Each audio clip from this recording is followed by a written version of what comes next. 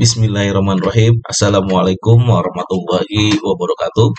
Kita bertemu lagi dalam pembelajaran IPS di kelas 7 dengan materi permintaan, penawaran, pasar, dan harga. Silahkan menyimak. Dan sebagai jumlah barang yang ingin dibeli oleh masyarakat dengan berbagai tingkat harga tertentu. Jika kita membahas tentang permintaan, kita tempatkan diri kita seolah-olah sebagai pembeli, agar mudah menghayati makna dari permintaan. Oke, selanjutnya kita akan bahas faktor-faktor yang mempengaruhi permintaan. Ada 7 faktor yang mempengaruhi permintaan. Yang pertama yaitu harga barang. Harga suatu barang akan mempengaruhi banyaknya jumlah barang yang diminta. Jika harga barang naik, maka jumlah barang yang diminta berkurang. Dan sebaiknya apabila harga barang turun, maka jumlah barang yang diminta akan bertambah.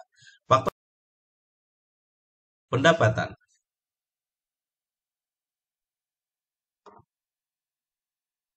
Oke.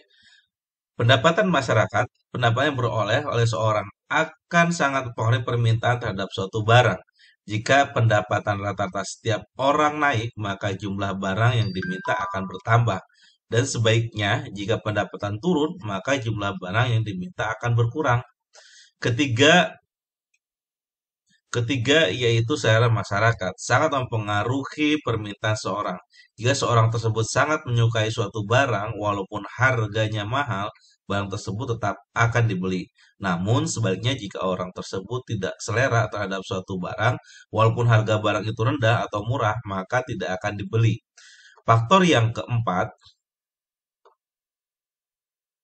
kualitas barang. Setiap orang menginginkan barang yang berkualitas sehingga kualitas sangat mempengaruhi permintaan. Jika kualitas terhadap suatu barang sangat bagus, maka permintaan terhadap barang tersebut jika kualitas barang tersebut jelek, maka permintaan terhadap barang tersebut. Faktor kelima yaitu harga barang lain yang banyak sedikit jumlah barang yang diminta biasanya dipengaruhi juga oleh harga barang lain, misalnya harga kopi.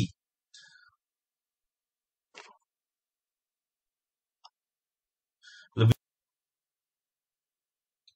faktor yang kelima yaitu harga barang lain.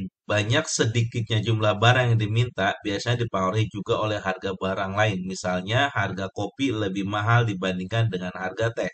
Maka masyarakat cenderung beli teh yang harganya lebih murah. Tetapi sebaliknya, jika harga kopi lebih murah dari teh, bagi mereka yang uangnya terbatas, maka masyarakat akan menjadi kopi yang berikutnya yaitu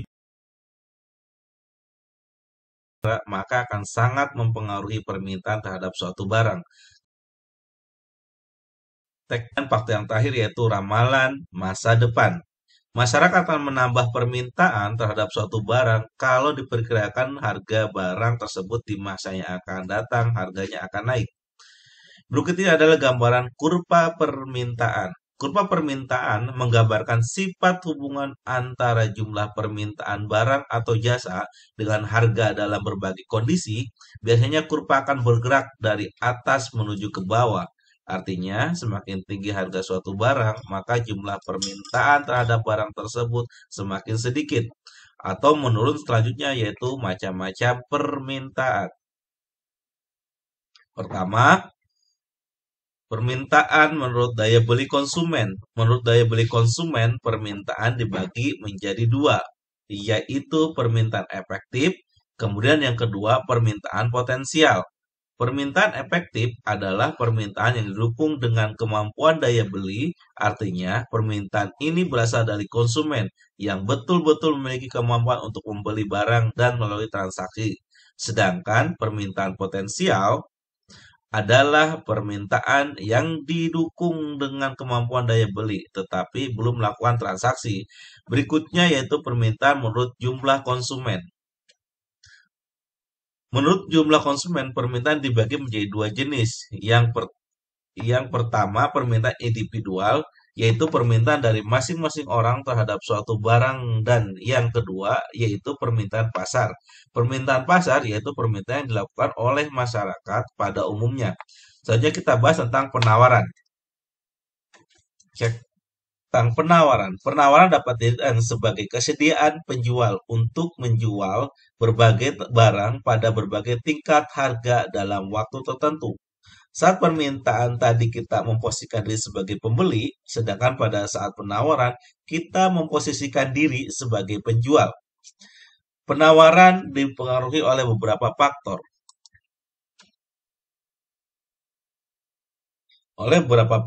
Yang pertama itu biaya produksi. Tinggi rendahnya biaya produksi akan menentukan harga barang. Biaya harga barang nilai biaya produksi tinggi, maka produsen akan mengurangi jumlah produksi. Dan akibatnya penawaran berkurang. Dan sebaliknya jika biaya produksi murah, maka akan semakin banyak barang hasil produksi. Dan penawaran akan bertambah. Faktor yang kedua yaitu teknologi. Semakin tinggi teknologi yang digunakan dalam produksi barang, maka kualitas dan jumlah barang hasil produksi bertambah. Dan ini berpengaruh pada naiknya jumlah penawaran. Faktor yang ketiga yaitu harapan.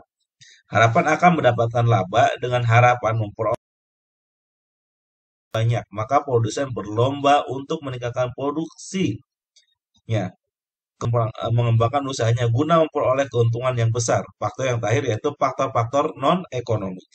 Yang termasuk ke dalam faktor non-ekonomi yaitu seperti bencana alam, larangan impor, dan kebijakan pemerintah akan sangat berpengaruh pada penawaran berikut. Ini adalah gambar dari kurva penawaran. Kurva penawaran adalah grafik yang menggambarkan sifat hubungan antara harga suatu barang dengan jumlah barang yang ditawarkan pada waktu tertentu dan tempat tertentu. Biasanya kurva penawaran akan bergerak naik. Kita bahas tentang pasar. Pasar dapat dilihat sebagai sarana bertemunya penjual dan pembeli, baik secara langsung maupun tidak langsung, atau proses terjadinya transaksi antara penjual dan pembeli untuk mencapai kesepakatan harga dan jumlah barang atau jasa yang diperjualbelikan. Pasar memiliki tiga fungsi. Yang pertama, fungsi distribusi. Dimaksudkan untuk mempelajari distribusi barang dari produsen ke konsumen melalui pasar. Konsumen dapat memperoleh barang yang diinginkan secara mudah dan cepat. Fungsi yang kedua yaitu fungsi pembentukan harga. Maksudnya, pasar mewujudkan kesempatan harga antara penjual dan pembeli. Transaksi penjual dan pembeli pada mulanya melakukan tawar-menawar dan akhirnya terjadi kesepakatan harga. Tawar-menawar harga biasanya terjadi pada pasar tradisional. Fungsi yang terakhir yaitu fungsi promosi. Promosi artinya memperkenalkan hasil produksi kepada masyarakat. Melalui fungsi ini, pasar menjual barang sekaligus memperkenalkan hasil produksi kepada masyarakat. Barang dagangan biasanya dipajang di tempat yang terlihat oleh konsumen. Selanjutnya yaitu macam-macam pasar. Yang pertama yaitu macam-macam pasar menurut wujudnya. Pasar konkret dan pasar abstrak. Pasar konkret dan pasar nyata atau pasar yang unsur-unsur pasarnya seperti penjual pembeli dan barang diperjualbelikan ada di situ. Contoh dari pasar ini adalah pasar yang setiap hari kita kunjungi untuk membeli barang-barang kebutuhan sehari-hari. Pasar abstrak yaitu pasar yang antara penjual dan pembeli dan barang yang diperjualbelikan tidak dapat bertemu langsung di dalam pasar. Akan tetapi transaksi dilaksanakan melalui alat komunikasi dan barang yang diperjualbelikan sudah diketahui oleh pembeli. Contohnya, seperti kalian ingin pesan pizza hanya melalui telepon dan barang akan diantar ke alamat kamu. Yang berikutnya, macam-macam pasar menurut pasar menurut jenis barang yang diperdagangkan.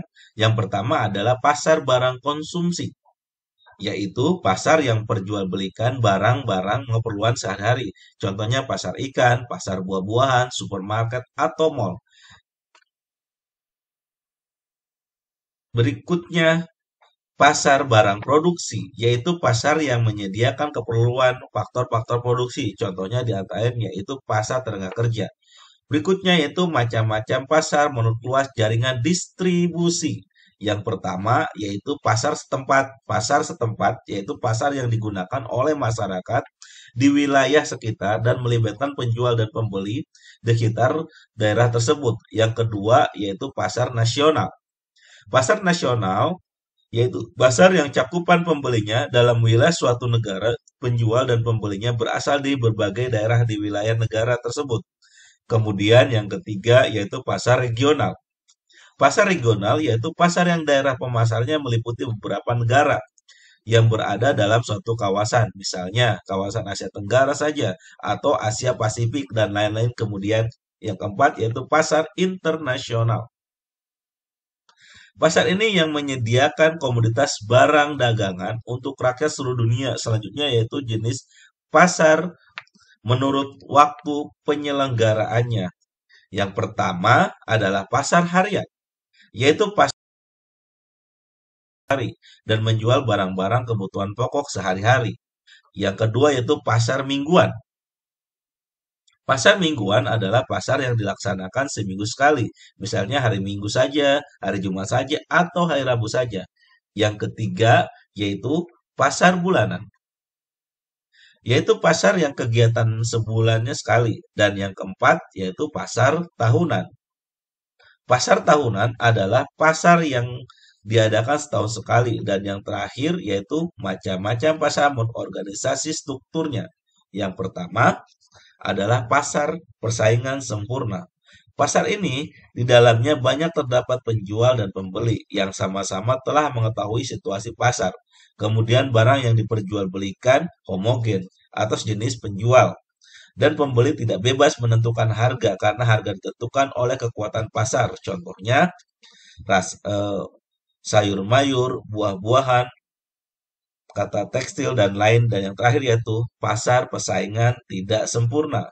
Pasar ini adalah pasar yang penjual dan pembelinya memiliki kebebasan dalam menentukan harga dan jumlah barang yang diperjualbelikan. Selanjutnya yaitu harga.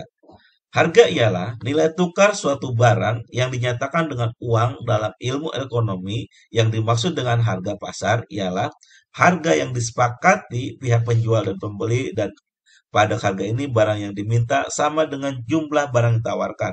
Harga pasar dapat disebut juga sebagai harga keseimbangan, karena pada harga tersebut ada keseimbangan antara jumlah barang yang ditawarkan dan jumlah barang yang diminta. Seimbang. Tadi kita membahas tentang materi permintaan, penawaran, harga, dan pasar. Terima kasih sudah menyimak. Wassalamualaikum warahmatullahi wabarakatuh.